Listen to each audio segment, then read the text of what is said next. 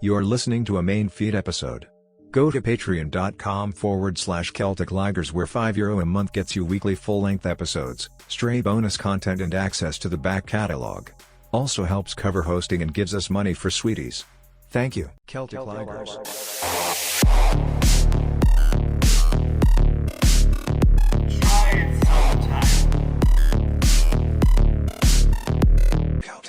Recorded on June 15th, 2024. The other thing was I think Zainab found like a clip of like this. It was like a compilation of things that Israel was talking about were theirs. Obviously, was falafel was one thing that they do. Yeah. That they claim is hummus. theirs. Yeah, they claim that as well. But then we were watching Kitchen Nightmares, and we were watching the most famous episode of Kitchen Nightmares. Such a good show. And the formula, like, never gets... I don't care. I'm watching it. He says the same thing every fucking time. Yeah. Fresh ingredients, unique, like the special burger, the special pasta, the special meatball, the special whatever for this place. New sign, limited changes to the interior. Boom. And then just like again and again. And then they go... At the end, they go, despite all the changes, they get somebody going like, I'm just so happy that Chef Ramsay was able to reunite me with my father. We're talking again. Our food is better than ever. And then it goes, Sean's restaurant, Sean's Italian Bistro was closed down 2 months later. And you're like... For gun charges.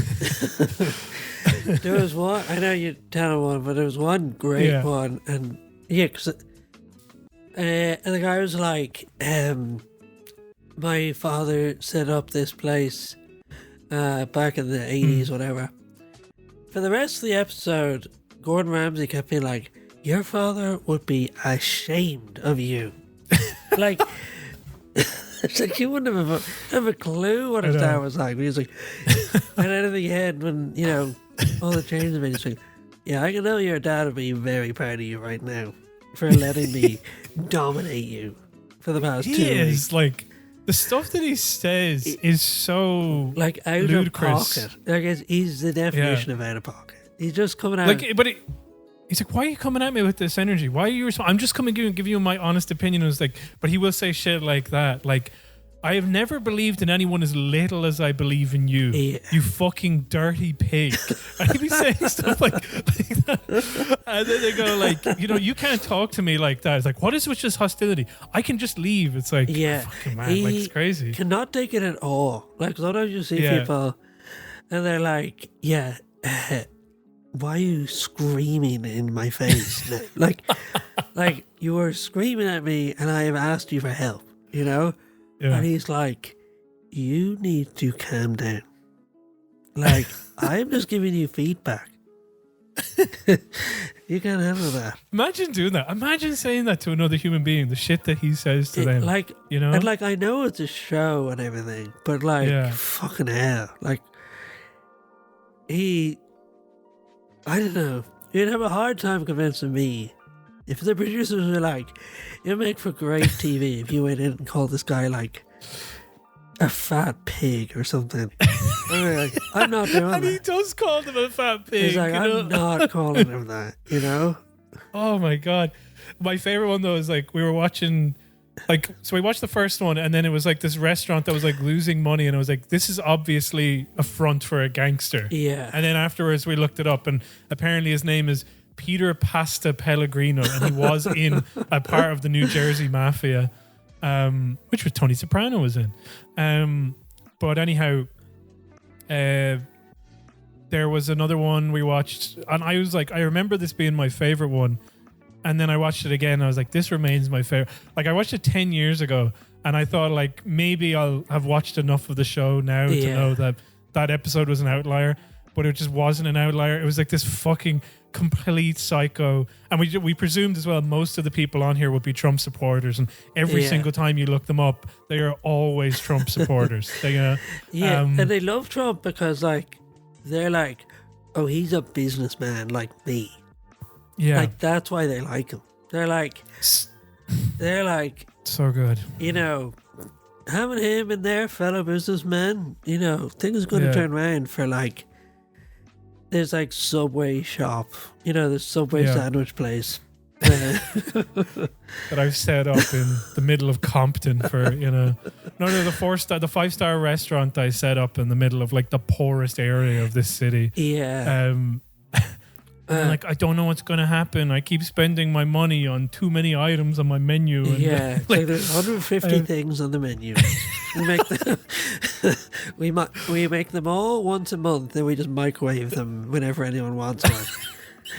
There was one like where the dynamics were insane because it was like, this son, he was like he was like 30, 35. Yeah. And it was like, my dad never listens to me.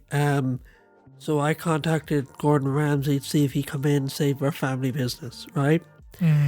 And you can tell the dad is like ready to kill his son. And so with the whole thing, like, the son is just like sticking to Ramsay, like a limpet. And he's just like, yes, sir. Yes, Mr. Ramsay. Clearly sees Ramsay as like the father he never had. Yeah. And like, so throughout the whole show, he's just like selling out his family. And you're watching this and you're like, Ramsay's going to leave at the end of the show. And then when he's gone, there'll be no one to protect you. And then like as Ramsay's leaving, the son is like crying.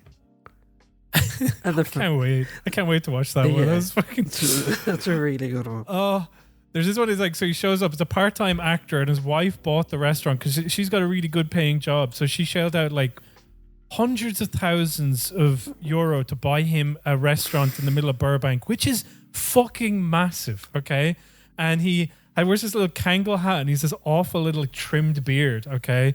And so Gordon comes in, and the menu the beards are insane as well. Americans have such crazy... It's like, the line they shave in to give themselves a chin, it like goes above their chin. It goes like it goes so high. They all have like George Lucas's beard. Yeah. And also, when you start watching it, then you start to notice how they edit stuff so that there's like a narrative, So that it's like failing, but then it stops failing. And then they try to make some of like the biggest blow-ups of the night look like they're happening during the middle of dinner service when they're actually like happening clearly after the fact because nobody's in the restaurant. I love the screech as well. The screech is such a good noise. You know, the one that's like, whee, whenever anything goes wrong. It's like... he like looks into the ingredients cupboard and it's like the milk has been left out and he's like, what the There's a rotten tomato. You fucking wow, what the fuck is going on here? My kind of partially, sometimes my favorite thing, sometimes my least favorite thing is when you just get somebody fired and he doesn't like them, such a petty move. And he really zeroes in on somebody and he like doesn't like them. And then after the fact, they see like, oh, this guy, we need to paint him to be like the biggest fucking piece of shit in the world. And so like there was a guy and he's like, he's not good. Like he seemed a bit like relaxed, but he was like their friend who was like meant to be the manager in the restaurant. But at one point, this is such a petty thing that I just noticed. But anyway, he's tried a bunch of promotions to get people into the restaurant and they haven't worked. And so Gordon's like, how many promotions have you tried? And he's like, well, I got like 10 signs printed. He's like, bring those signs out.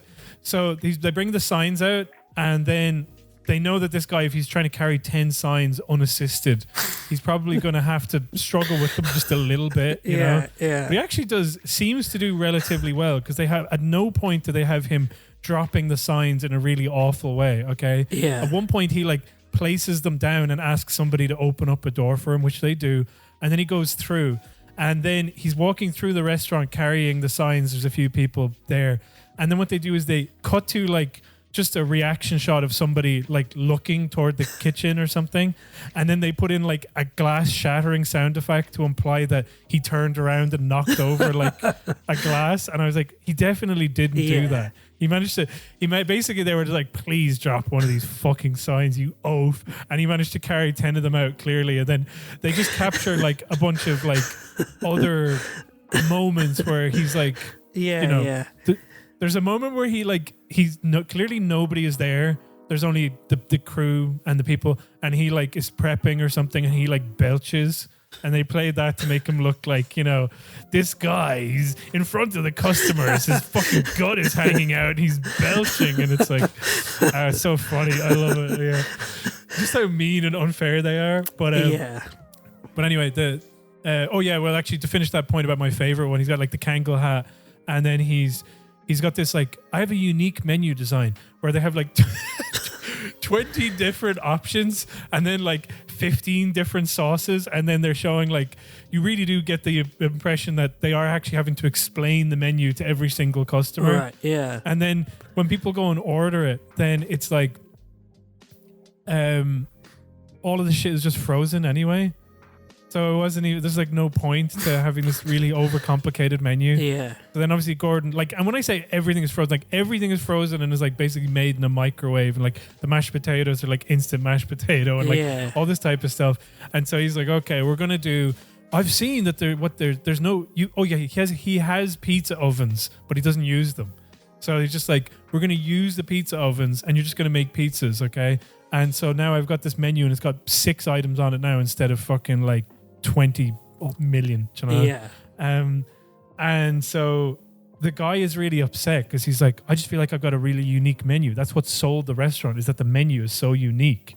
Okay. Yeah. And so then he clearly, but the narrator keeps saying this, like, I can't remember his name. Do you remember his name, Zainab? Sebastian. And he goes, but Sebastian can't get over the new menu. And they just keep cutting to him going like, but our menu, our unique menu, I can't like. And at one point in the middle of the service, he decides, actually, we're not going to be making pizzas anymore. We're going to go back to the old menu. And so he just changes the menu in mid-service. And they still have to try and be like, you know, I have to edit this footage to make it seem like actually everything went really well. So at the end of the night, he goes, well, we faltered a little bit, but we got back on our feet, and then and it was like, but no, actually, sorry, I'm gonna have that wrong, don't I? Gordon is like, I'm not convinced he'll stick to any of the changes that I said.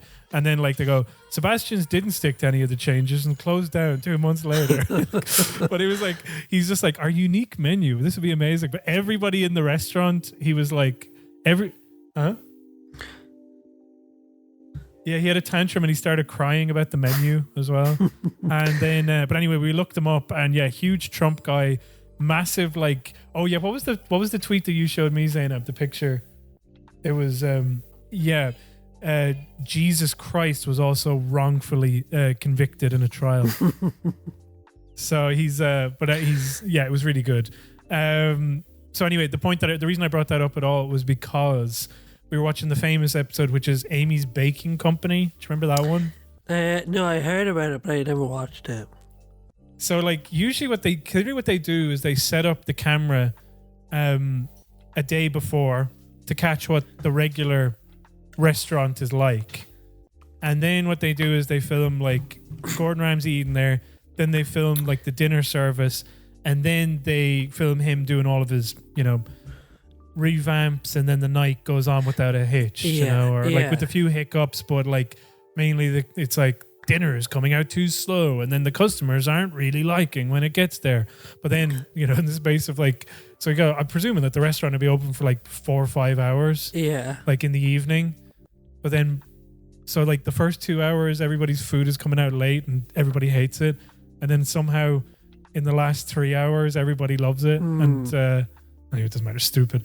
But anyway, the structure of this episode is already unusual because they spend a lot more time in the day before than they have in any other episode. Yeah. And you get the feeling that the reason they're doing this is because they didn't get to film the rest of the episode. So, and also because it's so fucking insane, all right? So this woman's like, there's a load of people leaving negative reviews about my restaurant, and I want Gordon Ramsay here to come here and tell them that they're wrong, is what she wants them to do. Okay. And then, so the food is late and the food is bad, and some guy comes up and he's like, I've been waiting for fucking an hour, so I'm gonna leave. Or no, I think he comes up and he's had a bit of food and he's like, this is really shit. I'm not like, this isn't whatever. I can't remember. But the point is, he's unhappy. He didn't get what he wanted. It came too late, and now he's like, I'm just gonna go. And then the guy starts screaming at him and it's like, you're not leaving until you fucking pay for half of the meal you ate. And then he stands in the way. And then a crew member has to come and break up the fight. Really? Somebody with headphones walks out. Just go, whoa, calm down. And he's screaming at the guy as he's running down the street. And it's like, you fucking coward, you bitch. And they're just screaming at them. And then Gordon Ramsay shows up and then has like a cake and is like, oh, everything's clean. Everything's in order. This cake seems to be all right. It's homemade and all this. And then the food starts coming out. And then he's like, oh yeah, this is shit, this is bad. And then they are like, really hostile to everything that he says. And he comes in with the plan to change the restaurant, and then they're basically like, we don't want to do the show anymore. Unless you start being nicer to us, because the food is really good. And he's like, it's not good. And he's like, it actually is good, it's really good. And like, anyways, that was it. But there was a bit where she goes, like, so I was looking at this guy and I was like, I feel like this guy is Israeli, okay? Yeah. And then Zainab looked it up and it was like, he was born in Morocco. So I was like, all right, fine. And then at one point, but anyway, then we discovered that he is in fact Israeli. Okay. He was born in Morocco, but he is an Israeli citizen. And but his wife, at one point when she's trying to wrap up the interview, is like, we're moving on. She goes, Yallah. And I was like, what the fuck? And then Zainab was telling me that that's actually a thing, that Israelis actually say Yallah to be like, just mad to me that they co-opted that. Like, so. What's the word? What does it mean? That's what it is. Wait, Yallah? What does it mean? So what it is. It's an Arabic. And what does it mean? Sorry. It's an Arabic. Well, it's Allah is right there. Oh, right. Okay. It means, come on, let's go, hurry up. Right. Like, Yallah. Okay. But the Israelis are like, yeah, no, that's our thing. We say that. It's like, Allah is right there. That's insane to me that they keep doing this shit. They're like, oh, the Israelis famed for their falafel and their olives and Yallah. Yeah. And now they're like their symbol of, protest, the key. Because, everyone's got a key. What's the key? The key is the thing that Palestinians still have the keys to their house after the Nakba. Oh, right, okay. So there's this idea of like, we're, within living memory, we will return someday to the homes that these keys belong to. Yeah. And these guys are like, yeah, no, we're using this because people have keys all over the place. Fucking hell. It's wild. I mean, I can't remember exactly what he said, but it wasn't far off of that. It was like, it made absolutely no sense. And they're allowed away with this. Yeah. Still, you use a computer, don't you? Yeah, I know. So the key, what does it mean? The key represents the key to my grandmother's house in Algeria and my grandparents' house in Egypt. And it represents the houses and businesses who was taken from Jewish people while they were forced to leave Arab nations, Muslim countries, Egypt, Iraq, Algeria, Morocco, Tunisia. What are these keys representing? And if the Palestinian wants to play the get out of jail ticket with us, telling us go back to Europe. I didn't come from Europe. My house is in Algeria. You want to give me back my businesses? My grandfather had a cafe there, a very successful one. My grandmother had a shoe factory. I want their businesses also. So we did the election special. And now we have to do the post-election debrief. Or as I call them, boxers. But, yeah, we will do that. We'll do that. We'll do boxers of the election. Yeah. Where are we settled? What's happened? What's going on? Clare Daly, Mick Wallace lost their seats.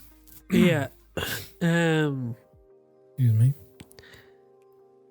Yeah, Clare Daly, Mick Wallace But see, hope Putin Yeah. does something. Hope the money's, hope the rubles were worth it, my man. Yeah. I really hate how smug these fucking people are. That's the thing. The news items were so like the focus was on who lost as opposed to who won because they're just delighting in the fact that Mick Wallace didn't get his seat. Yeah, and the people who got in are just so deeply uninspiring. Yeah. Like who got in? Barry Andrews.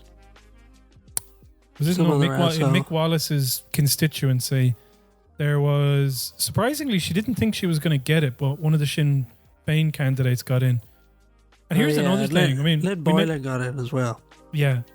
We mentioned it on the last one, but there is this weird thing where it's like, well, Sinn Féin really ate shit in this election, didn't they? And it's like, no, they didn't. It was like grand. Yeah, all the parties lost seats. Yeah. Well, the three Sinn big Féin ones gained did. them. Did they? Yeah. Oh. They gained seats. Yeah. You sure? I'm sure. Oh, well, Fianna Fáil and Fine Gael lost seats. Anyway. Did Fianna Fáil lose seats? I think so. Fine Gael did anyway. Fine Gael did, but apparently they won and they were like boasting about it. Yeah. Yeah, you saw the one that was like, what's her name? Maria She Walsh. got in. What? No. Maria. I think she's Dublin. And she was like, she was really big teeth. And she was like, the only Sinn Féin one celebrating tonight is David Dowling. What's his name? Jonathan John Dowdle. Dowling? What? Jonathan Dowdle. Yeah, because he's sitting in Portlaoise jail with his house for sale at He 800,000. managed to sell his house.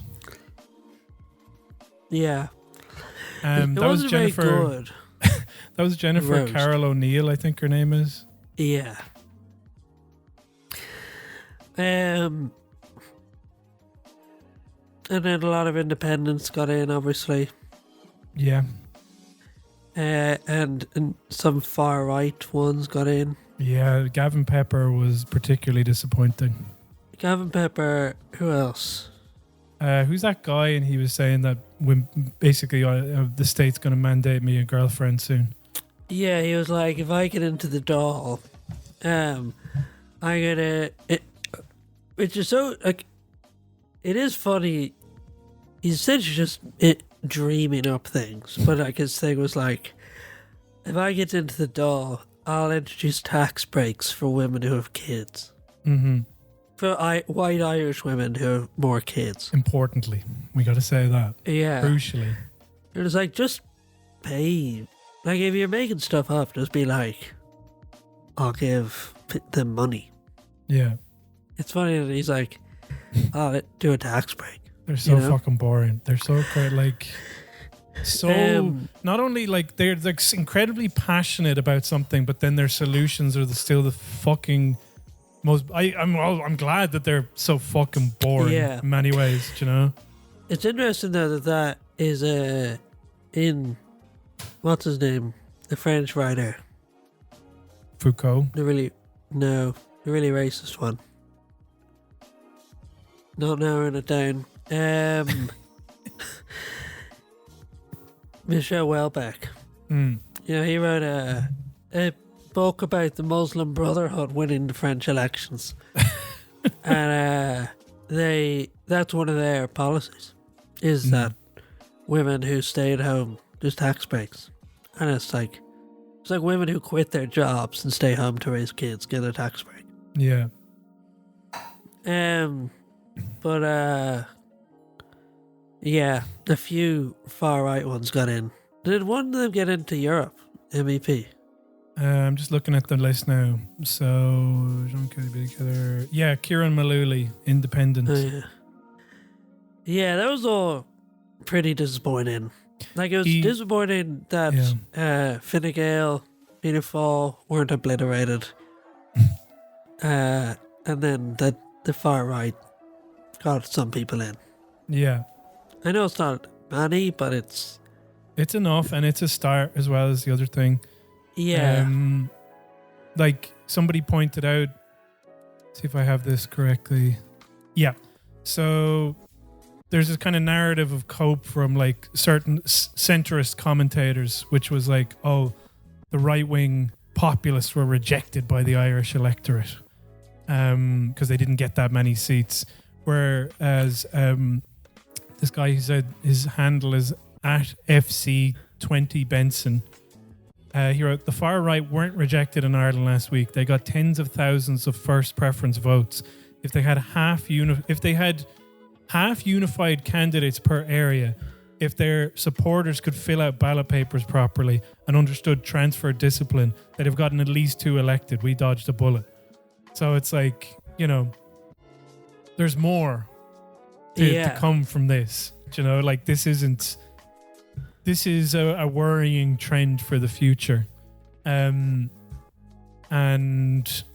yeah, it's no good. I hate it. And then yeah. There's also that talk we're talking about how people say what's her name? Bridgerton. What's her name? The old woman who ran when she was in PvP. Bridge Smith. Yeah. People say that she cost Clare Daly her seat. I don't really buy that personally. I just think that maybe she should have run in a different area. Bridge Smith? Yeah. She ran against Clare Daly. I mean, I guess. I don't understand where like people are like, oh, PvP shouldn't have run there. It'd be like saying like, well, the Soc Dems shouldn't run against Labour in this seat because it's better that Labour. I was like, they're two different groups. Yeah, well, they're not. They're supposed to be both on the left. Do you know what I mean? Yeah, I guess. It's just that I see that there is. I sent you on that essay written by Sammy McAllister, I think his name is. I found that quite a compelling argument. I don't like. What did he say? When did you send me that? Well, I dropped it in the group chat. It's quite a long one. But it was like the two projects by the Socialist Party and PvP, he claims, are different. And that the idea of it is PvP is trying to build a movement and a political party, whereas Clare Daly getting in kind of only increases the brand of Clare Daly. And his reasoning for that was that there was early talk about them having a voting pact, which Clare Daly rejected. And they thought that they could have both been pulling for the same side, and to get 2 seats there, like on Palestine. They were never getting 2 seats. But I also don't think that if Bridge Smith hadn't run, that Clare Daly would have gotten in. But isn't that the, like, part of the argument you made about the far right was that, like, they split the vote in different areas? Yeah, I suppose you're right. I suppose you got me. All right. No, but I just mean, like, I do think that maybe there is a sort of like effect whereby people want to vote left, but then somebody posted up a clip of Clare Daly, and they had her on like Chinese state media talking about the Uyghurs and how you couldn't call it a genocide because their population increased. Yeah. And it was like a genuine ad to be like, look what this white lady from the West is saying about, we're not killing the Uyghurs. I don't claim to be an authority, but I do know that words like genocide and so on are complete and utter nonsense. And if they were, the Uyghur population is growing. So if it is, you're very bad at genocide when the population you're supposed to be targeting are actually growing and getting bigger. So now, I don't know whether that's disputed. I've heard I feel like you'd hear a lot more. You should be hearing a lot more about it if depending on the veracity. I've heard people say that actually that is exaggerated, but I just would not feel comfortable with the words coming out of my mouth. You can't call it a genocide. You know what I mean? She's always been mad. Do you know what I mean? I know. Like she wore, I made this point before. But I mean, like, that was, for some reason, Like when people go to Iran, I don't really care, you know? Like I do think there is a bit of truth to the thing where it's like she is more anti-West than anti-imperialist.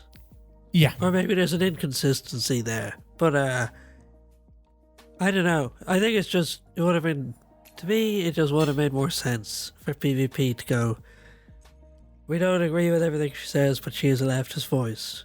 Yeah. PvP are going to run someone with a national profile in a different jurisdiction.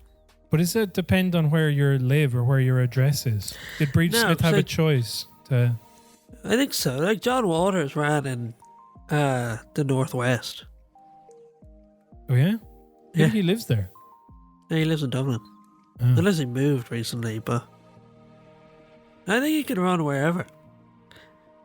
I know it's a different level, but remember, what's his name? Peter Casey. Yeah. He ran in Donegal, and he lives in Donegal, but then he also ran in Dublin. Okay.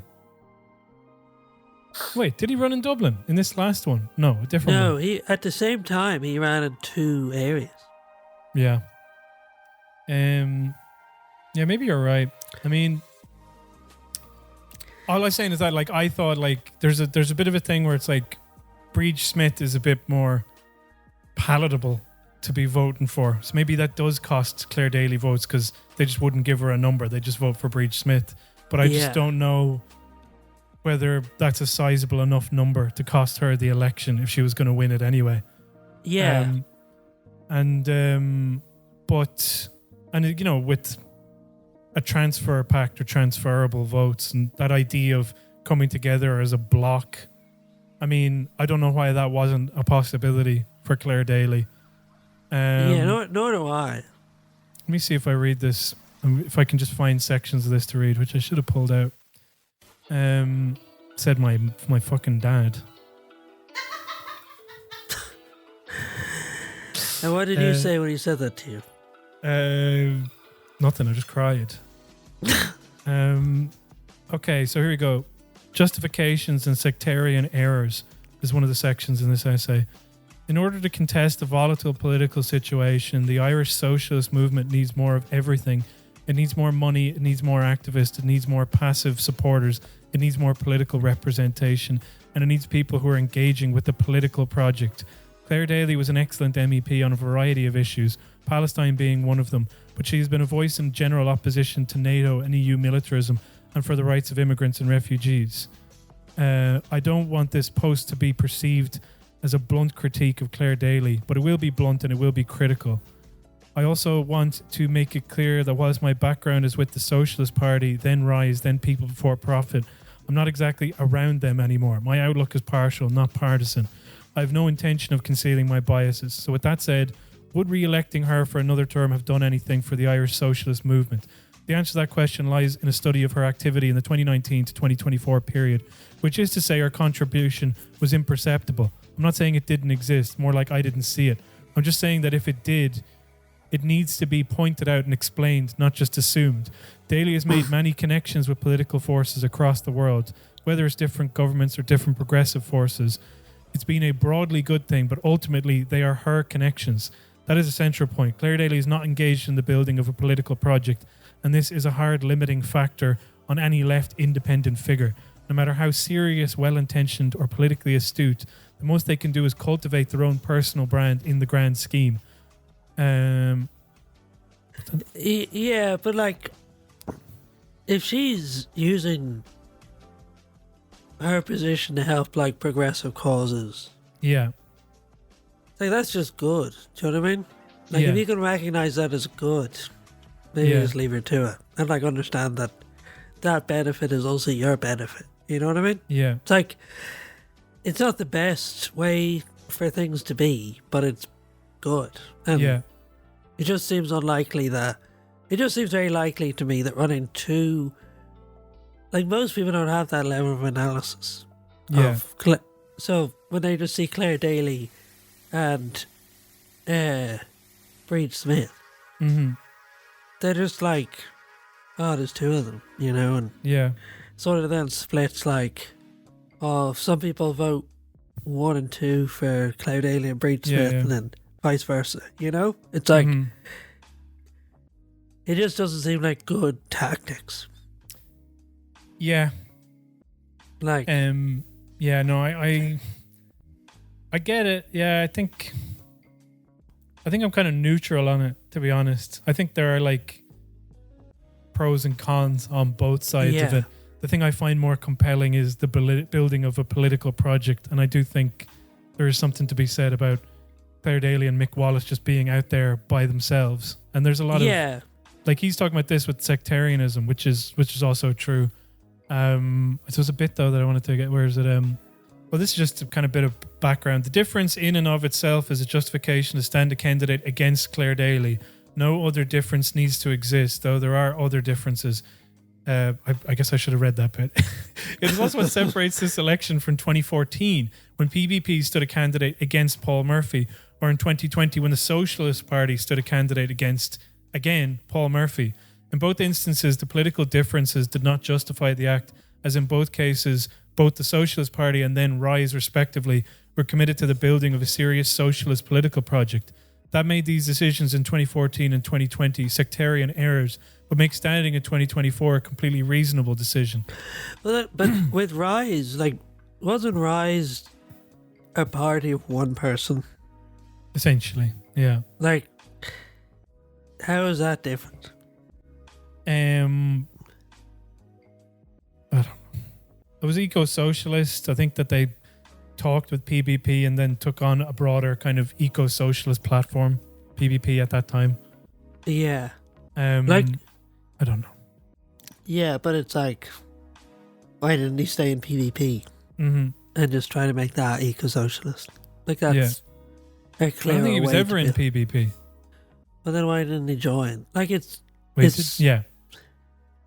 do you know what I mean? It's like, he's not part of the party, so you should be able to run against him. Yeah.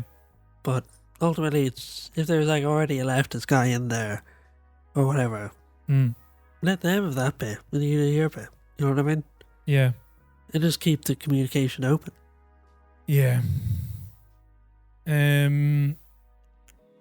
you know, in this context, talking about sectarianism, it's hard to break out of the cycle of sectarian attitudes.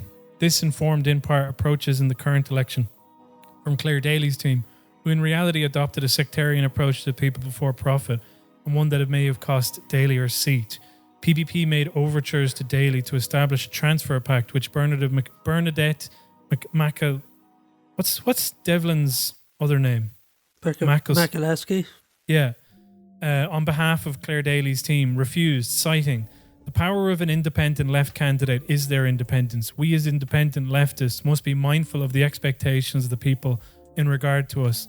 They expect us to be independent. There is no history in this country of left transfer pact succeeding.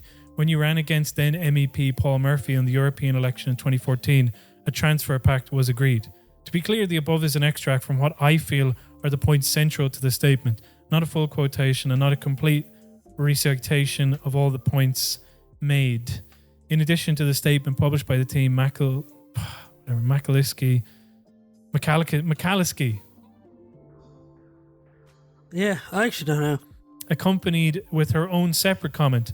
Transfer pacts are internal mechanisms to control and maximize party votes. There is no history of them working successfully externally. They tend to work the other way and dilute votes to the detriment of both parties, as in 2014. The logic is clear. Clare Daly is an independent. As such, she wants no association with people before profit, even on a short-term pragmatic basis. Furthermore, transfer pacts don't work. This is a sectarian approach writ large. It foregoes the best interests of the working class, election of either Breach Smith or Clare Daly, by focusing on the idea that the perception of Daly's personal brand might be muddied by engaging in collaboration with another socialist force in Ireland, even if privately they hope that people will give second preferences in both directions. If transfer pacts didn't work externally, then it stands to reason that Breach Smith's standing wouldn't influence the outcome of Clare Daly's vote if they were her voters to begin with. Yeah, but my point, I I don't think I'd agree with either. Either side, the one he's quoting or his own rebuttal.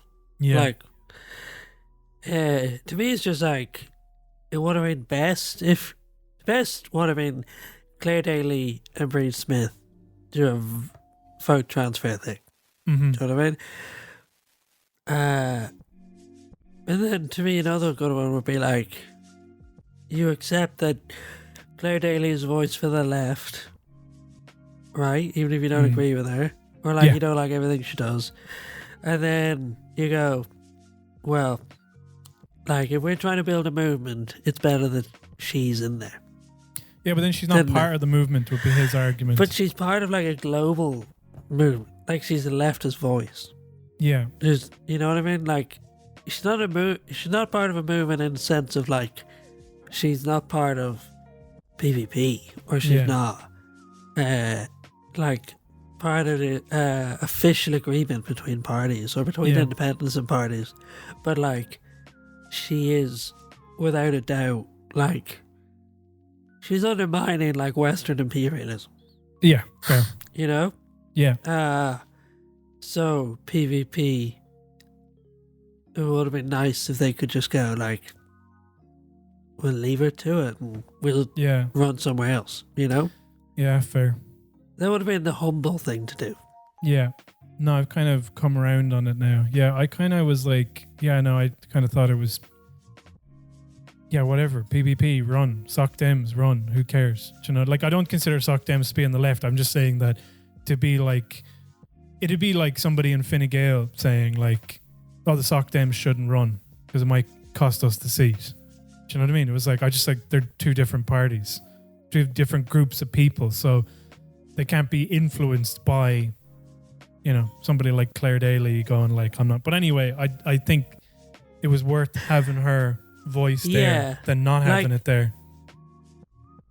The reason why, say Fine Gael and Labour, just say, or like Labour and Soc Dems, like, the reason why they wouldn't do that is because they're just trying to get power. Yeah. You know what I mean? It's like, it's sort of greed. Do you know what I mean? Or it's like, they want their party to be the biggest. Yeah. Whereas, maybe this is naive, but it would be nice if on the left people are like, look, as long as someone's doing it, that's the important thing, you know? Right, yeah. Yeah, no, fair. What was I going to say? Well, PvP did all right in the locals as well. They got, 13? Yeah, they returned, I think they returned every councillor. And then they also added a bunch more. So that's reasons to be cheerful. Also, single issue party about Micah up in Donegal. They got on a councillor or something like that. Yeah, I'd never heard of that. Neither had I. Yeah, the Micah thing is mad. Imagine your house made of Weetabix. Made of Weetabix. But hey, at least they have a house. Yeah. Yeah. No, I mean, is it bad that that's what I feel sometimes? Well, like, I'm just like... Yeah, but they don't have a house. They don't really. No, they don't. But it's just like, because of the idea of having a mortgage is so alien to me that when somebody goes, hey, my property sucks, and you're just like, excuse me? Yeah. You know what I mean? I'm just like, why do you pay my fucking rent? Why don't you try living in my shoes? You know? Yeah. Tell you what, I'll take your house, you take mine. Yeah, it's like, but it could fall in on top of you. It's like, it's all right, man. I don't want to even live in this world anymore. Yeah. What a crazy fucked up world we live in. I also can't believe that Maria Walsh basically, like, first of all, like, there's the Midlands Northwest, the electorate that seems to just hate itself, okay? Or maybe there just wasn't options, I don't know. Well, actually, no, sorry. Rory Hearn was running in Midlands Northwest. The Midlands is, like, without a doubt, like, just vacant at every level. Like, spiritually, psychologically, culturally. Yeah. Like, It's such a horrible place in the world. I know. I've told don't you even this have to story tell before. me, man. But I had a gig and it was a fundraiser for Palestine. Yeah. And I got heckled so hard that I had to end the set early because no one could hear me. Am I wrong? But didn't the guy who started heckling you was the one who organized the event? No, or is that a different that thing? was another thing. Okay, that's funny. And then after I got off, half the audience left. As in, they were just staying to heckle people at the Palestine fundraiser. Wow. And that was in Tullamore. Yeah. I think that they should amalgamate the 3 big Midlands towns. Yeah. Tullamore. What's the other one? Burr? Mullingar. I don't know. And I don't know, Athlone, maybe? I remember that, like, and then the Midlands. Then just nuke them. Just drop a bomb on them after they did that. Yeah, we just have a nice donut country where all it is coast. Yeah, just fill the centre with, like, nuclear waste and it'll be an improvement, you know? I found out that at one point, apparently, they buried Sellafield nuclear waste up in the north somewhere. Did you hear about this? That there's like a big fucking hole. Let me just try and find this because I couldn't believe this when I heard it. I think I told you about this, or is there like bombs or? Yeah, a big hole in the north. Yeah, it's called Belfast. Big crater in the north. Am I right, huh, folks? There's like a bunch of like munitions or something. Yeah, Sinn Féin. Where the munitions are hidden. Am I allowed to be? Yeah, Beaufort's Dyke, and I'm not talking. So Beaufort's Dyke is a deep underwater trench in the North Channel of the Irish Sea, stretching over 50 kilometres between Scotland and Northern Ireland. Historically used as a dumping ground for military ordnance post World War II. So there's just like a big hole up in the sea. In North, like, because like the Brits were like, oh yeah, we own this, so they just like dumped all of their fucking dead munitions. That's insane to me that they insane. did that. Which was a post World War II. Yeah. That's funny. They just don't give a fuck, do they? Really they? don't. Like, but what was I saying? Oh yeah, so you had like running in that constituency was Rory Hearn, Saoirse McHugh. Yeah.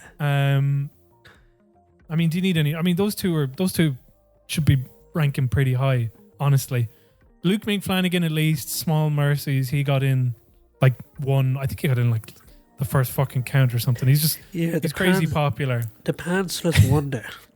Yeah, Luke he got McFlanagan. in. And anytime they show pictures of him, they always try to, you know, when they don't like somebody, a freak. Yeah, like. He should not. I don't know. Like, he's such a freak, isn't he? He's a weirdo, but like I like him. Wasn't he like jerking off on a call or something? No, he wasn't. I think he was. He just had his. No, he wasn't. It was just the fucking pants thing. No, the pants thing was he was on the call. No. But wasn't there something, honestly, where there absolutely was not. Look it up. I'm not looking that up. Look up Luke being pantsless jerk off video. Yeah. No, it was like he thought that the. No, he was like picking his nose or something, or scratching his balls. No, I think it was, and then he thought that the call was on mute. Nah, fuck that. There was a guy called Jeffrey Toobin who that happened to at the New York Times. What am I looking up here? Luke McFlanagan. Muted call. But like Barry Cowan got in number 2, just to say, okay, and he is a number 2, and he like, we listened to an interview with him last week, and just that thing where he comes out is like, why should we vote for you? I don't know, offshore wind farms. Just fucking, who cares? Fuck you. So you're talking about wind power, is it? I'm talking about offshore wind, yeah. And you think offshore wind is the answer? I certainly do. And then he gets in like as this number 2. He's the second one to get elected. It's like, that's so God, funny. You guys just hate yourself, don't you? Yeah. And then Maria Walsh gets in at number 3, and it was like, and they're like, our campaign worked again. And it's like, yeah, clearly, like, I don't think anybody was convinced by that campaign. It's just that they literally either hate themselves or are just like, fuck it, who cares? Fianna Fáil, Fine Gael, done. Here's an unrelated thing. He called Mary Mitchell O'Connor Miss Piggy. And then when he was Luke? Yeah. And then when he was questioned about it, he said, "What's offensive about that?" Yeah. A perfectly good looking Well, actually, pig. apparently, what am I gonna say? No, I think you're actually going after our neurodivergent allies now, and I won't stand for it. I love that. That's a good one to pull out. I've actually got autism, so I didn't realize that it was offensive to call somebody a pig. Yeah. What does his wife look like? He's married. That's Gordon Ramsay's excuse as well. Yeah, sorry. Sorry, I was overwhelmed. Yeah. His wife is very normal looking. Oh yeah, I haven't seen her. He's a daughter as well. Yeah, she's the one who does his campaign. She's not the one who posted took off his trousers. Dad, take off your trousers. The I have an kids idea will to make love you, it. Yeah. The Z generation are going to love this. Luke McFlanagan, masturbation. It's just stop. This is fucking slander. Yeah, no results. Interesting. Interesting the lies So he's clearly people had make the up. internet scrubbed.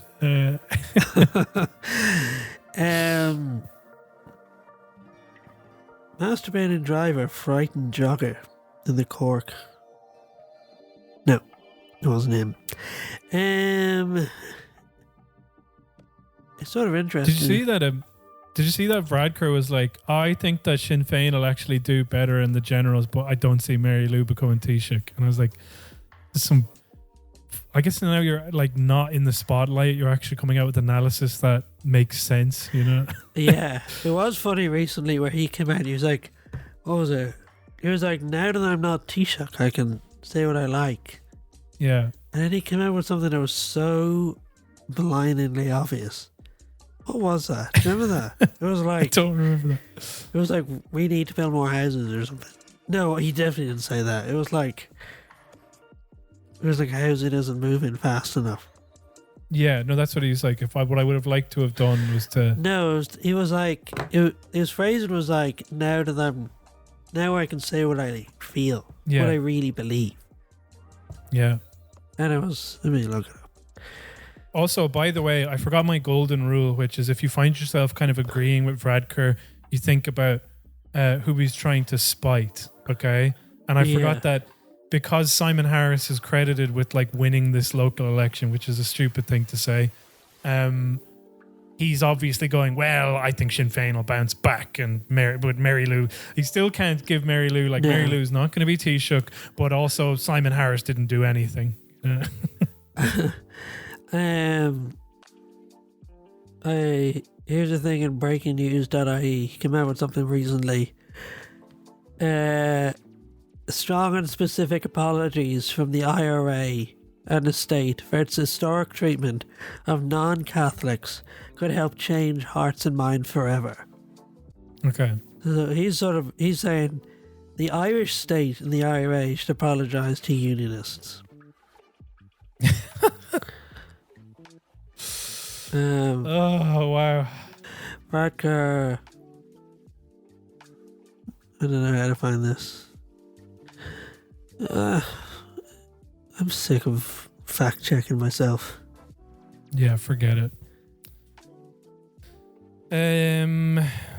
Fionn Sheehan, Putin's puppet tag put an end to Clare Daly's European tour. No, it didn't. The thing that I did ended Clare Daly's career. Yeah. Is it that? Fionn Sheehan is one of the worst to do it. Bury him at what's it called? The Beaufort Dyke. God, only. Did you see one of the Healy-Rae's sons won? Really? Jackie Healy-Rae.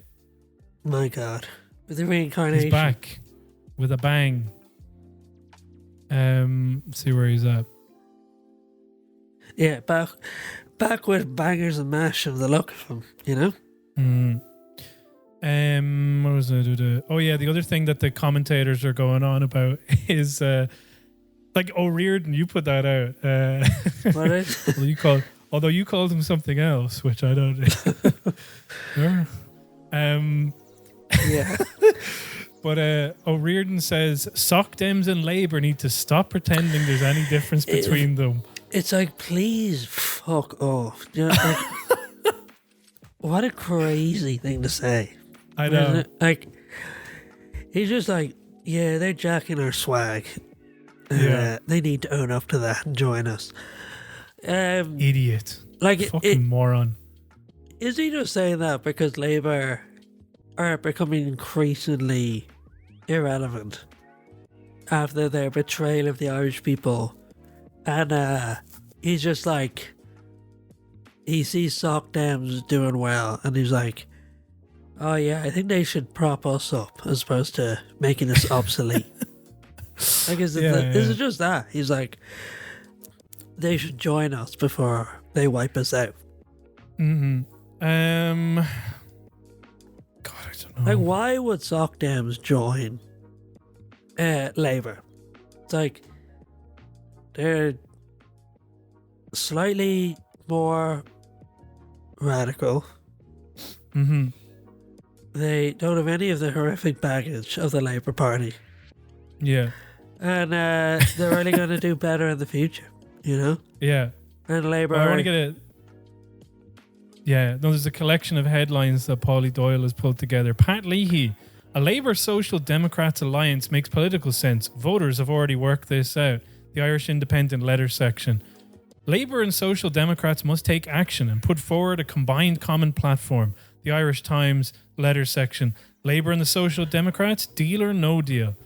And then, of course, the one I just read from the Journal. O'Riordan says Soc Dems and Labour, and it's just like, well, he correctly points this out, so let's give him his due.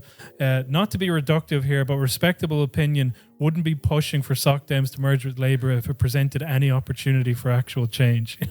But anyway, there is this thing about, like, we are, like... Yeah, you're right. I think it is where it's like, why don't you save us, please? You know? Yeah, like, why don't you save us, but we're going to pretend like we're equals. Yeah. And it's completely delusional, acting like the recession or like that austerity never happened and that there aren't like actual reasons. Like, wasn't Soc Dems created by... Yeah, it was. There's three... I don't know which party Stephen Donnelly was in. But Donnelly, Shorthall, and Roisin Shorthall, and Catherine something. Anyway, two of them were in Labour, and I believe that they were in Labour during like the austerity years, and then that was what caused them to split off into the Soc Dems. So, do they just think that this is their version of the PDs? Basically, yeah. It just, like, Labour is so evil, do you know what I mean? It's like, they've inherited the mantle of Connolly. Not Connolly. Connolly. And then they've just proceeded to, like, take part in enacting the most vicious assault on working class people. Yeah. Through austerity, you know? Yeah. I'm going in with like class enemy number one, Fine Gael. Yeah. And then like Soc Dems are just like, they're just middle class people who want like bike lanes and you know, for like people involved, like they want people who suffered in their mother and baby homes to get redress. You know what I mean? Yeah. Well, I think also, I don't know what the. They just. I didn't. Soc Dems are middle class with a conscience, with like a strong social conscience. whereas Labour are like evil. Is it a strong social conscience? For the middle class. Right. But I think one of the things that's happened as well is with Holly Cairns taking over that, I think that the party has a potential to become something different because Shorthall and I've now looked up their Wikipedia, Catherine Murphy, kind of were reluctant to relinquish power. I don't know why they suddenly did it last year. Why did two of them have power? I have no idea. That was always so weird. I felt like... Well, Donnelly also, until he left, would have been like basically co-leader, I guess. Yeah. I feel like if you share power, you should all be like sewn together. Yeah. You know what I mean? Become like a Siamese twin or whatever. Yeah. Can you use that anymore? But anyhow, I didn't realize Stephen Donnelly resigned from the party as joint leader in 2016. Doesn't that feel like it happened ages ago? And I know 2016 is sort of ages ago now, but 2016 seems way too recent. Yeah, I would have said it was pre-COVID. When it was pre-COVID. Pre-Trump. Yeah. Pre-Brexit. When do you think that the Soc Dems were formed? 2016. 2015. But still, I mean, I thought that was very recent for the Soc Dems. I would have thought they were more recent. No, I would have thought that they were. I would have 2023. I'm crazy now. I'm just crazy. But I would have said 2009 or 2010, honest to God. I would have said the 90s. Yeah. Oh, we're going to play this game. Okay, well, I would have said fucking 1987. All right. Who's your favourite out of the three? Is it Stephen Donnelly? Yeah. Fuck Mary.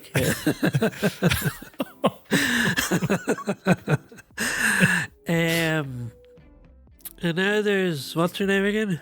Thingy? Holly Cairns. Holly Cairns.